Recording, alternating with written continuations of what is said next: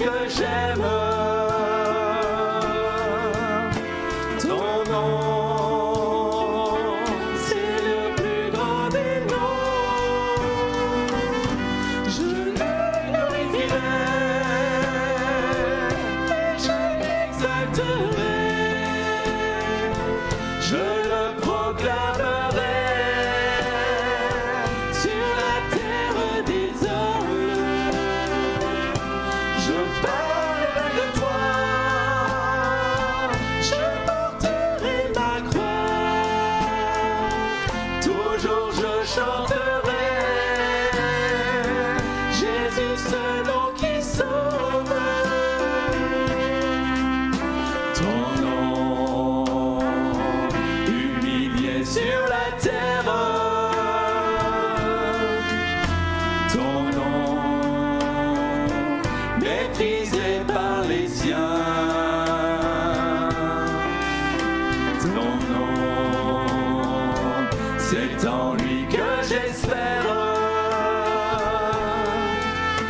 Ton nom, c'est le nom des chrétiens. Je le glorifierai et je l'exalterai,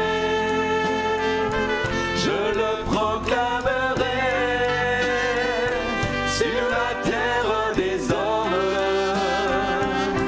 Je parlerai de toi, je porterai ma croix, toujours je chanterai Jésus, ce nom qui sauve. Ton nom, resplendissante étoile, ton nom, soleil brûlant d'amour,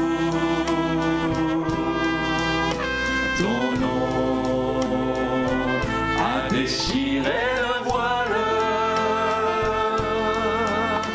ton nom brillera pour toujours. Je le glorifierai et je l'exalterai, je le proclamerai sur la terre des hommes. Je parlerai de toi,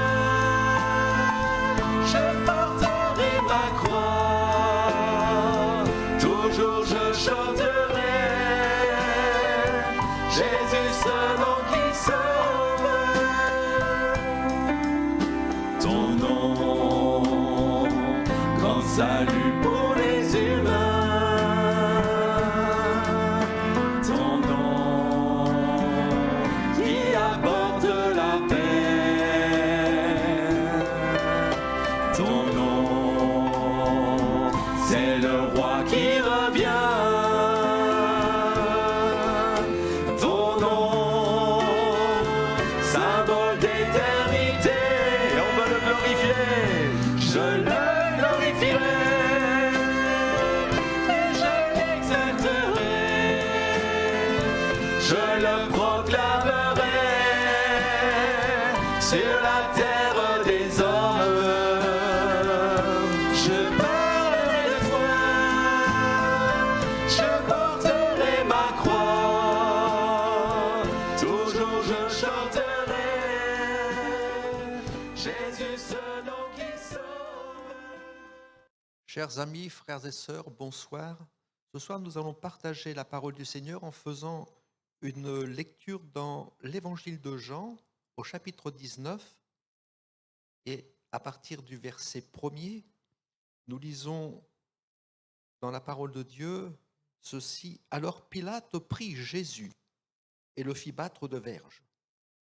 Les soldats tressèrent une couronne d'épines qu'ils posèrent sur sa tête et ils le revêtirent d'un manteau de pourpre. Puis, s'approchant de lui, il disait « Salut, roi des Juifs !» et il lui donnait des soufflets. Pilate sortit de nouveau et dit aux Juifs « Voici, je vous l'amène dehors afin que vous sachiez que je ne trouve en lui aucun crime. » Jésus sortit donc portant la couronne d'épines et le manteau de pourpre, et Pilate leur dit voici l'homme. Je voudrais voir avec vous ce soir comment considérons-nous la personne de Jésus. Qui est Jésus pour moi? C'est important de voir ce que les autres pensent, ce que Pilate disait. Il dira voici l'homme. Lorsque Pilate va présenter Jésus à la foule, il ne va pas présenter Jésus le Fils de Dieu, il va présenter Jésus comme étant un homme. Il est important pour nous de considérer la personne de Jésus et quelle appréciation avons-nous de Jésus? Que voyons-nous dans la personne de Jésus? Pilate dira voici l'homme. Qui est Jésus pour moi?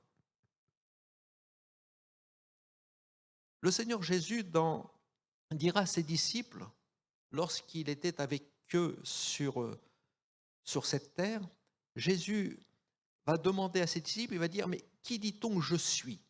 Moi, le Fils de l'homme, moi qui suis venu comme un homme. Et les disciples vont répondre, et ils vont dire, eh bien, pour certaines personnes, eh bien, ils vont dire, tu es Jean-Baptiste, qui est revenu à la vie. Pour d'autres, tu es Élie, le prophète.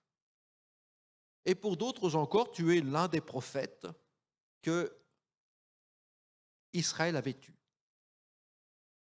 Il est important de savoir ce que nous pensons de Jésus.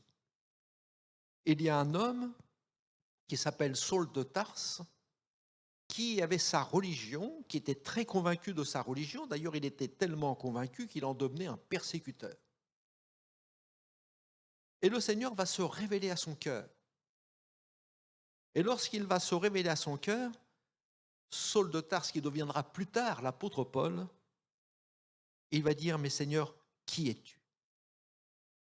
Et je voudrais ce soir nous arrêter quand même sur ce que nous apprécions de la personne de Jésus. Qui est Jésus pour moi? Pour certains, Jésus n'est qu'un homme. Et combien il est important de savoir quelle image nous avons de Jésus.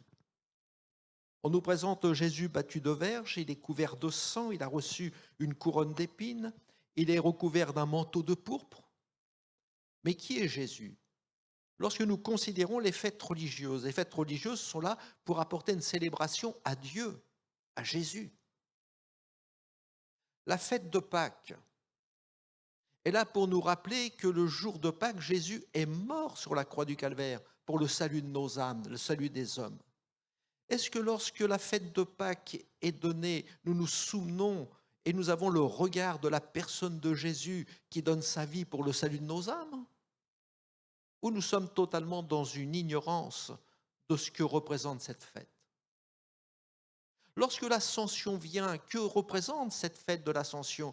Elle est toujours un signe de Jésus qui était sur cette terre et qui est monté au Père. Est-ce que nous avons toujours le même regard? Et que dire de la Pentecôte? Et que penser de Noël? Bien qu'on dise, bien Noël, on va célébrer la venue de Jésus. Que penser? Pour certains, Jésus est totalement exclu. C'est un petit enfant. D'ailleurs, pour certains, c'est le langage courant, le petit Jésus. Quel regard avons-nous de la personne de Jésus? C'est un moment de festivité entre familles, entre amis. C'est le petit Jésus. C'est l'homme qui est venu. C'est celui dont on entend parler. C'est celui qui est une référence dans les dates historiques, parce qu'on dit avant Jésus-Christ. Qui est Jésus? Quelle image avons-nous de la personne de Jésus? Lorsque nous le regardons, nous voyons que Jésus est un homme que le monde prend si peu en considération. Dans la parole de Dieu, la Bible nous dit comment les hommes et comment nous considérons Jésus. Et comment nous avons été avant que le Seigneur se révèle à notre cœur. Dans le prophète Ésaïe, il nous est dit, nous l'avons dédaigné. Nous n'avons fait de lui aucun cas. C'est la personne qui nous est présentée telle que Pilate le présente, ridiculisé, humilié, en ayant mis une couronne d'épines pour se moquer de lui comme étant le Jésus, le roi des rois. On se moque de lui, nous n'avons de roi que César, diront les hommes. Nous n'avons de roi que l'argent, que les plaisirs. Qui est le roi? Qui règne dans ma vie? On a ridiculisé Jésus en lui mettant un manteau de pourpre, un sceptre à la main, un bâton en signe de sceptre de sa royauté. On l'a flagellé, maltraité. Et ça, ce sont tous nos comportements, notre langage que nous avons envers le Seigneur. On maltraite le Seigneur par nos paroles, par nos injures, par notre rejet, par notre mépris, par notre façon de vivre. Et le Seigneur nous dit, dans sa parole, dit que Jésus, nous l'avons dédaigné, nous n'avons fait de Jésus aucun cas. Qui est Jésus? Il y a un homme qui, un jour, va rencontrer Nathanaël et ils vont se parler entre eux. Et cet homme va dire, Philippe va dire à Nathanaël, nous avons rencontré Jésus de Nazareth. Et Nathanaël va dire, mais est-ce qu'il peut venir de Nazareth quelque chose de bien? Qui est cet homme qui nous est si souvent présenté ainsi? Et Jésus est présenté comme celui qui est méprisé. Le Seigneur Jésus est le méprisé. D'ailleurs, l'Écriture nous le dit, Jésus a été méprisé, abandonné des hommes, homme de douleur, habitué à la souffrance, semblable à celui dont on détourne le regard. Nathanaël, lorsqu'il va entendre parler de Jésus, non pas le Fils de l'homme, mais Jésus qui vient de Nazareth, dira, mais est-ce qu'il peut venir de Nazareth quelque chose de bien? C'est quand même quelque chose. Jésus n'a rien pour attirer les regards. Jésus est toujours le méprisé. Les cœurs ne voient rien dans la personne de Jésus, rien qui puisse susciter un quelconque intérêt. Hélas, encore de nos jours, combien il est souvent méprisé par les siens, rejeté quant à sa doctrine. Il est rejeté quant à son autorité. Jésus est celui qui est méprisé.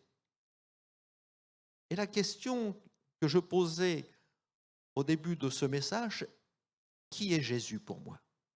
Que représente-t-il? Est-ce que c'est seulement un homme avec un pouvoir limité, une durée sur la terre limitée? Est-ce que pour moi, Jésus est un être quelconque que je méprise, qui est Jésus pour moi? Ou alors je regarde le Seigneur d'une autre façon. Et Jésus dira combien il est important de le considérer.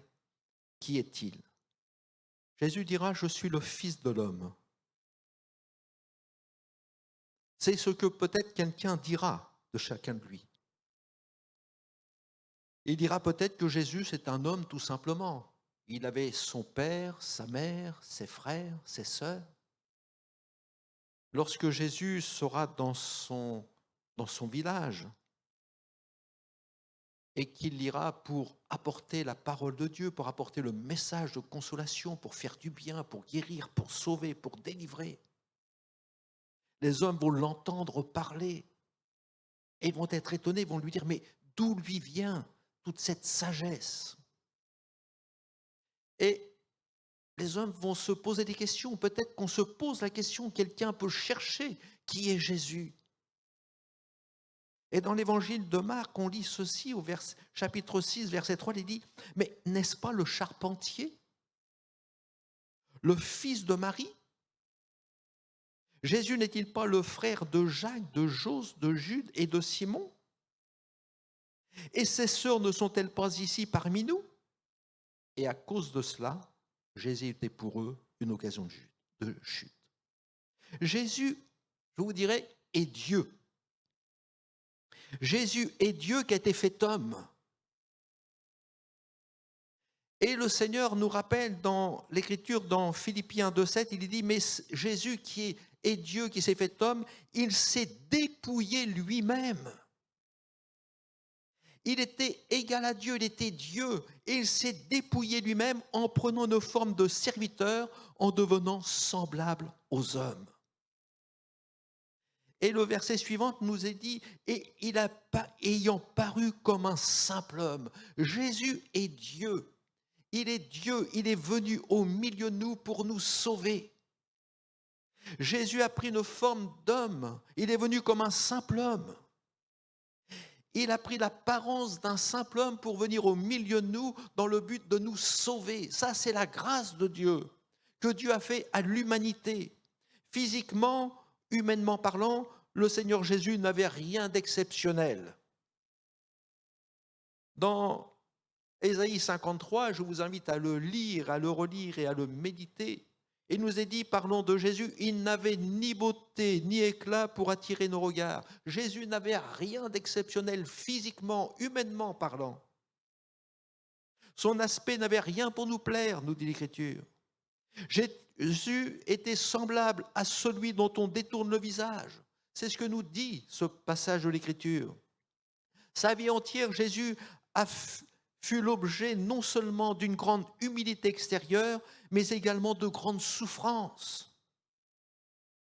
Jésus était un homme qui est venu parmi nous pour nous sauver. Il s'est arraché d'être égal avec Dieu. Il est venu comme un simple homme.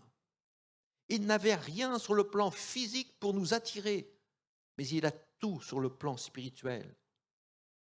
Et l'Écriture nous dit, tu es le plus beau des fils de l'homme. Sa nature, son amour, sa sainteté, sa pureté, sa grandeur, sa bonté pour chacun de nous fait que Jésus est le plus beau. L'intérieur, son cœur, son amour pour nous, c'est ce qu'il y a de plus beau. Mais Jésus est l'homme de douleur. Jésus est appelé homme de douleur, car c'était là son insigne, c'était là sa marque. Son visage nous rappelle la parole de Dieu était défigurée tant son aspect différait de celui des fils de l'homme. C'est le résultat des souffrances excessives qui pesaient continuellement sur son esprit, sur lui. Considérons un instant quelques-unes des souffrances du Seigneur. La vie du Seigneur Jésus n'a pas été quelque chose de simple. Il nous est dit qu'il était habitué à la souffrance. Le Seigneur a connu la souffrance, la douleur, l'angoisse. La Bible nous le présente avec des larmes. Jésus, on le voit pleurer. Jésus a pleuré quand des personnes sont passées par le deuil au tombeau de Lazare. Jésus a pleuré sur la ville de Jérusalem parce qu'il savait qu'il y avait des temps difficiles qui venaient sur elle. Jésus a pleuré sur les âmes perdues. Et je voudrais vous dire que le cœur de Dieu est touché, sensible, est ému de compassion. Et le Seigneur pleure sur nos âmes perdues. Lorsque le Seigneur nous voit dans la souffrance, dans la détresse, le Seigneur pleure sur nous. Jésus n'a pas une beauté extérieure. Il est Dieu et sa beauté est intérieure. Il est un Dieu compatissant, bon, riche en bonté, en miséricorde. Jésus pleure avec celui qui pleure. Il se tient près de ceux qui ont le cœur brisé. Il s'approche encore pour étendre sa main, pour consoler, pour soutenir, pour fortifier, pour bénir, pour apporter le secours dont vous avez besoin. Jésus est le Fils de Dieu, il est Dieu lui-même. Il se nomme, il dit, je suis le bon berger qui donne sa vie pour ses brebis, un bon berger qui prend soin de ses brebis, un berger qui se met en quête de celui ou celle qui est perdue. Voilà qui est Jésus. Pilate le présentera et dira, voici l'homme. C'est l'homme que nous avons rejeté. Jésus, c'est l'homme que nous avons rejeté, c'est la personne que nous avons rejetée. Jésus, c'est celui peut-être que jusqu'à ce jour que j'ai méprisé. C'est celui qui est la haine de nos cœurs et que nous avons maltraité par notre comportement, par nos paroles. Nous l'avons humilié, peut-être en se moquant de lui, en le méprisant. Et jusqu'à ce jour, peut-être avons-nous refusé que Jésus règne sur notre cœur en le rejetant. en nous associant à la voix de la foule qui crie. Dans Jean 19, 15, « Ôte, ôte, crucifie-le ». Puis là, tu auras une parole, me dira, mais crucifierai-je votre roi? Et les principaux sacrificateurs diront, nous n'avons de roi que César. C'est peut-être là la façon dont Jésus est important pour nous. Qui est Jésus pour moi? Est-ce que c'est celui que je rejette, que je méprise, que je dis ôte de ma vue, je ne veux pas de Jésus? Est-ce que Jésus est celui que je lance au mépris, au jugement, à la méchanceté, à la férocité, à l'atrocité de la crucifixion? Est-ce que Jésus est pour moi celui que je rejette en disant je ne veux pas que Dieu règne sur mon cœur? Je ne veux pas qu'il soit le maître de ma vie. Je ne veux pas que Jésus soit le roi de ma vie. Je ne veux pas me soumettre à sa volonté. Combien aujourd'hui encore refusent l'amour du Seigneur parce que Dieu vous aime? Et s'il vous appelle à lui, ce n'est pas pour vous faire du mal, c'est pour vous faire du bien. Peut-être encore aujourd'hui, vous le mettez au rang des malfaiteurs. Peut-être le négligez-vous encore en ne faisant aucun cas de ses commandements. C'est peut-être lui que vous maltraitez par vos paroles, dont vous refusez en refusant que Jésus règne sur votre cœur. Jésus va dire une parole à un homme qui s'appelle Saul de Tarse, comme je vous le disais il y a quelques instants, qui sera plus tard l'apôtre Paul. Jésus va se révéler à son cœur. Et Saul de Tarse va lui dire, mais Seigneur, qui es-tu? Et voilà ce que Jésus veut vous dire, qui il est et ce qu'il voudrait être dans votre vie. Je suis Jésus que tu persécutes. Il te serait dur de regimber contre des aiguillons. Je suis Jésus que tu rejettes, que tu méprises, que tu négliges. Je suis Jésus qui t'appelle. Je suis Jésus qui te tend les bras. Je suis celui qui, jour après jour, a tendu ses bras vers toi pour t'apporter quelque chose de meilleur. Je suis ce Jésus à qui tu tournes le dos et que tu rejettes. Tu ne veux pas entendre sa voix. Tu refuses de donner ton cœur au Seigneur, de t'abandonner entre ses mains. Combien va être dur si tu continues dans cette voie? Combien il te serait dur de regimber contre des aiguillons? C'est important de regarder à la personne de Jésus.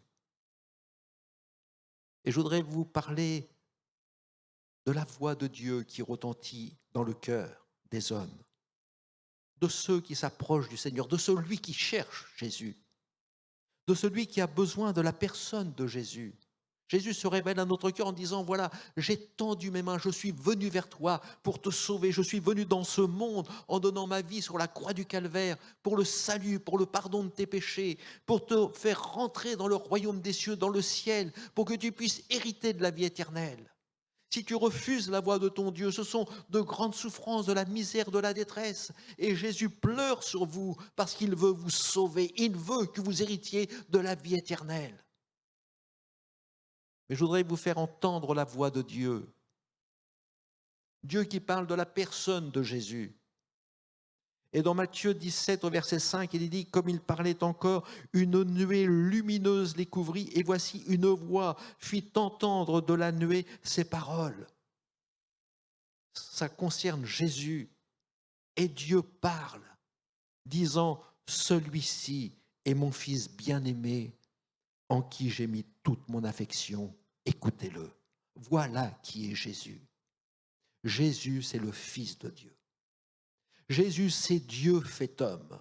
Jésus, c'est celui qui est venu au milieu de nous pour nous sauver, pour nous faire passer de la mort à la vie éternelle. Jésus, c'est celui qui s'approche de nous pour poser sa main bénie et dans les meurtrissures desquelles nous pouvons être guéris de toutes nos maladies. Jésus, c'est celui qui s'approche encore et qui console nos cœurs. Jésus, c'est celui qui, dans son amour infini, vient exaucer nos prières, vient nous apporter son secours et sa bénédiction. Il est celui qui répond aux besoins de notre cœur. Il est celui qui s'approche de nous et qui se tient auprès de nous dans les moments les plus difficiles. C'est lui, c'est Jésus, le Fils de Dieu. Aujourd'hui, bien peu discernent ou reconnaissent Jésus, l'homme de douleur, source de salut de tous les pécheurs. Notre Seigneur Jésus est venu en étant disposé à être exposé au mépris. Il est bon d'apercevoir avec foi Jésus dans ses souffrances. Jésus, le Fils de l'homme, qui est livré aux mains des hommes mauvais. Il faudrait ouvrir nos yeux et regarder Jésus qui est livré entre mes mains. Et que faisons-nous de la personne de Jésus? Jésus qui est mis au rang des brigands.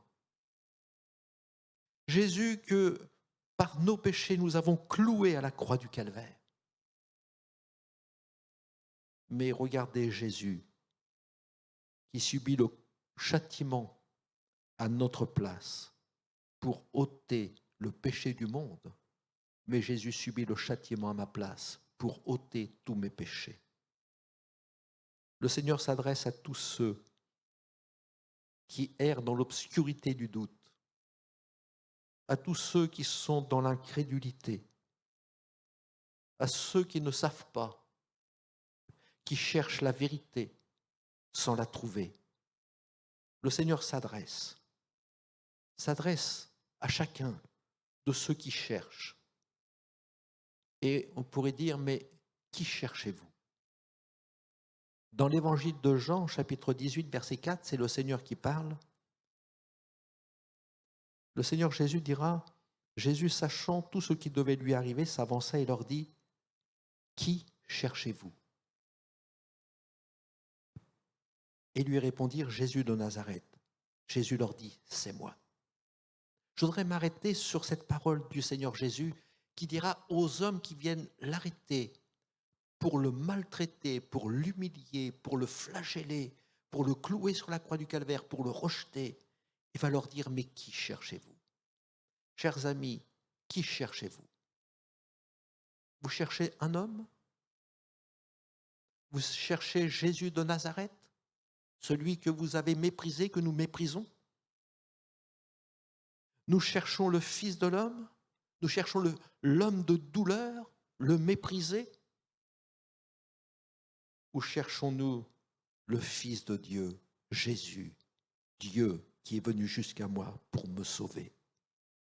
Pilate a fait une inscription qu'il a placée sur la croix de Jésus et qui était ainsi conçue, Jésus de Nazareth, roi des Juifs. Jésus qui est le méprisé, Jésus qui est le rejeté, Jésus qui est le crucifié, que l'on a maltraité à cause de tous nos péchés, Jésus qui est le roi des rois, le Seigneur des seigneurs, qui veut être notre roi, nous l'avons crucifié à cause de nos péchés. Qui est Jésus pour vous? Un homme parmi tant d'autres? Un homme exceptionnel? Oui, Jésus est un homme exceptionnel. Et je dirais plus encore, il est le sauveur du monde. Il est le Fils de Dieu qui est venu dans ce monde pour vous sauver. Qu'est Jésus pour vous? Il est important peut-être de se laisser éclairer par le Seigneur. Saul de Tarse, pour revenir vers lui sur ce qu'il a dit, a rencontré le Seigneur Jésus et lui a dit, Seigneur, qui es-tu? Qui es-tu? Peut-être pour quelqu'un, vous avez besoin de poser cette question, Seigneur, je veux sonder mon cœur ce soir, me placer devant toi et dire, Seigneur, mais qui es-tu vraiment dans mon cœur? Je veux avoir de la considération et vraiment me laisser sonder par ton esprit pour que je puisse vraiment réaliser ce que je fais de toi, quel corps je fais de la personne du Seigneur, ce que tu es vraiment dans mon cœur. Seigneur, je veux que tu sois mon roi. Je veux que tu sois mon Seigneur. Je veux que tu sois mon sauveur. Je veux que tu sois mon libérateur. Je veux que tu sois celui qui règne sur mon cœur. Qui est-il, Jésus? Il est votre sauveur. Voulez-vous que Jésus prenne une meilleure place et avoir une meilleure considération de la personne de Jésus en lui disant, oui Seigneur, ce soir, je veux que tu règnes dans ma vie. Prends toute ma place. Toi qui es le roi des rois, le Seigneur des seigneurs, sois le maître de ma vie. Amen. On va demander au Seigneur sa grâce. Seigneur, notre Père et notre Dieu, trop souvent, Seigneur, nous t'avons rejeté, méprisé, négligé. Seigneur, peut-être pour quelqu'un encore aujourd'hui, il te rejette, il te regarde comme un homme quelconque, comme quelqu'un avec un pouvoir limité, un temps limité dans ta grâce. Mais Seigneur, tu n'es pas un homme, tu es Dieu qui est venu jusqu'à nous. Et je te prie que la lumière de l'Évangile puisse pénétrer dans un cœur pour que quelqu'un encore ce soir puisse dire, oui Seigneur, qui es-tu? Révèle-toi mon cœur.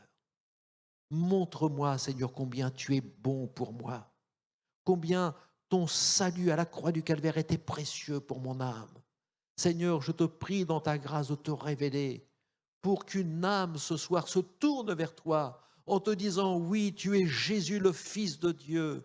Souviens-toi de moi, Seigneur. Viens et secours-moi dans toute ma misère. Étends ta main bénie pour me sauver, pour me consoler, pour me bénir, pour me guérir. Relève mon âme, Seigneur. Seigneur, je te prie d'accorder ta grâce et ton secours au nom de Jésus. Amen. Tu es grand Seigneur, tu es grand Seigneur,